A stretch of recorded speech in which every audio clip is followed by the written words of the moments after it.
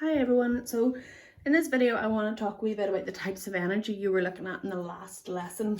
So in your booklet you were given this page where they were all jumbled up and you had to try and match them to which one was which. So I want to see whether you've matched them up correctly. I want to talk about what each of these types of energy are and maybe some examples that we can describe. So our first one was sound energy, and that is energy that's produced by vibrations in objects. So some examples could be like, think about a tambourine, how it makes energy because the little metal things vibrate together, or a tuning fork have vibrations, or even a speaker from your stereo or from your Alexa. The speaker has little things inside it that will vibrate.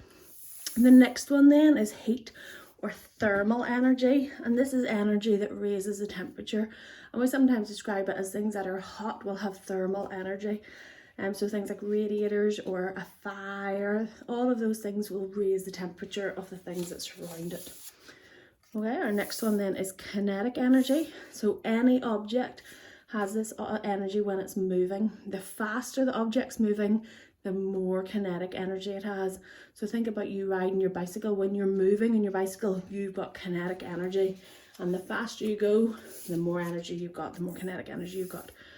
Okay, the next one is called gravitational potential energy. This is energy waiting to be released from something high up. So something that is above the ground, that when gravity acts on it, it will fall. So it has gravitational potential energy to fall. And again, the higher up it is, the more gravitational potential energy it has. Okay, the next one is nuclear energy. So this is energy that's released during reactions in a nuclear power station or an atomic bomb. Okay, so hopefully you got that one because it talked about nuclear power stations.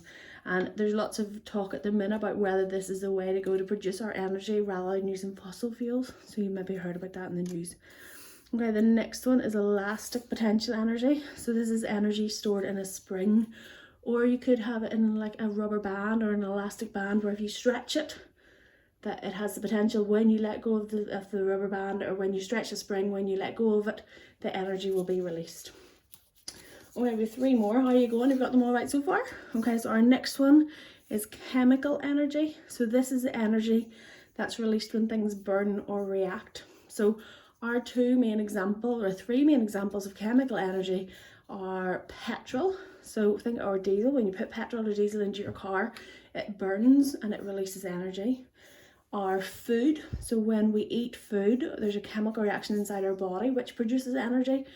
And the other one are batteries. So when you put a battery into the remote control, when that energy is released then to make the remote control work, or to make a toy that runs on batteries work. So we've got two left. I'm going to move these up a wee bit so we can fit them all on the screen. So the next one is light energy. So this is energy that allows us to see. So you can think of objects that have light energy. Some of them, so you maybe learned in primary school about luminous and non-luminous. So objects that have light or make light are called luminous objects. So think about the sun, or like a lit match, or a candle that's burning, or things that produce light when they're turned on, like a light bulb will produce light energy. And then the last one is electrical energy. And this is energy that's carried around an electrical circuit. And we're going to talk a wee bit about electrical energy as we go through this video, because it's really useful in things that we use. We use a lot of electrical energy, or we can use electrical energy to produce some of these other types of energy. So what we're going to talk about now is energy conversions. So how we maybe use these energies. So an energy conversion.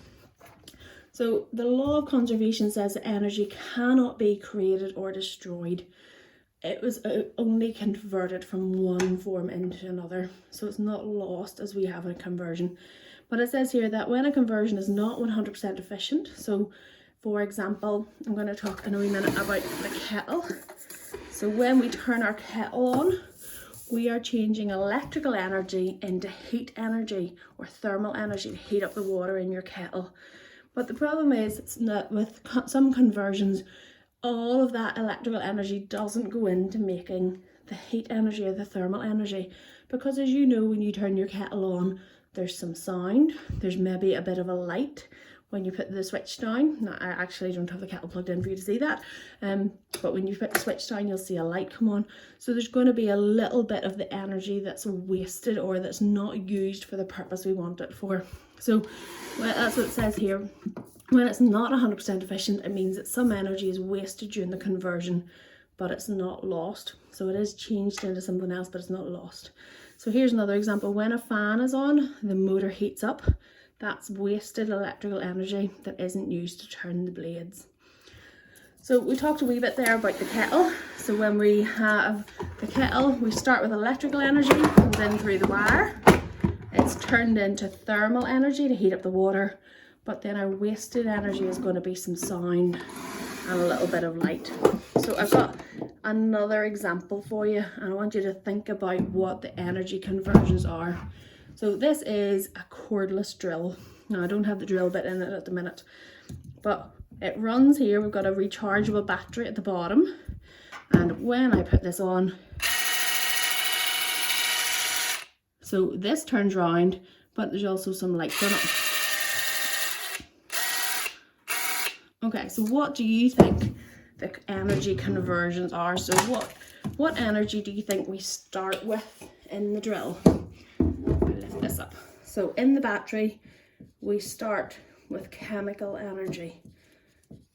That's how the energy is stored inside the battery. That chemical energy is changed into electrical energy.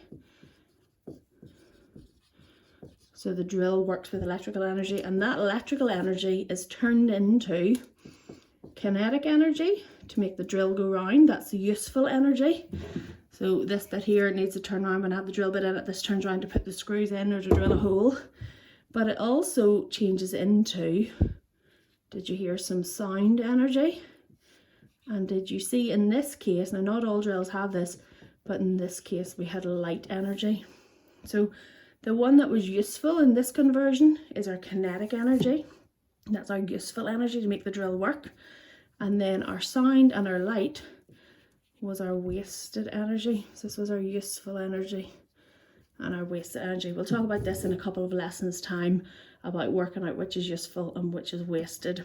So for today, what we're going to look at is we're just going to think about the main energy changes, and we're going to look at some examples of energy conversions. So here's some quick ones for you now.